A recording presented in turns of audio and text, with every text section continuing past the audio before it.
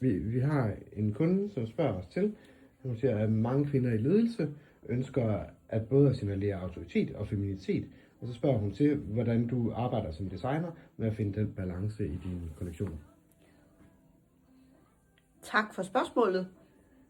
Der er ikke ret mange kvinder i ledelsen, så derfor er det vigtigt, at kvinderne skiller sig ud. Og det kan de gøre i form af farver, og det kan de gøre i form af snit.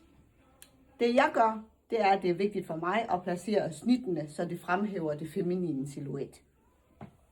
Det er vigtigt her for mig, det er, at der ikke kommer usynlige poser eller lommer, så det faktisk er kvinden, man ser.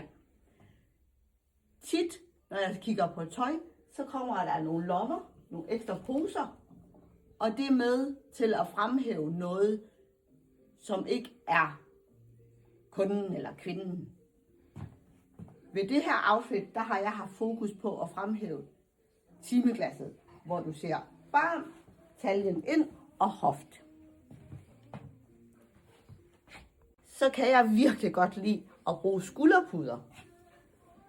Og jeg kan godt lide at gøre noget ekstra ved ærmerne, som også er med til at få en til at se stærk ud.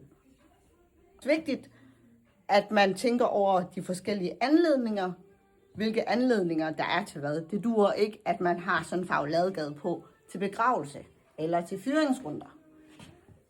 Til gengæld på en ganske almindelig hverdag, hvor man har lyst til at udvise overskud, ledelse, så bærer masser af farver. Nu har vi byttet rundt på ginerne. Her er det en nyfortolkning af et jakkesæt. Jeg har taget noget fra det klassiske herrejakkesæt, givet det et prinsessesnit for at fremhæve det feminine. Til dem, der mangler lidt hoft, har jeg tilføjet sådan en ekstra til lige at give den fremhæve timeglasset og en kinesisk krave til.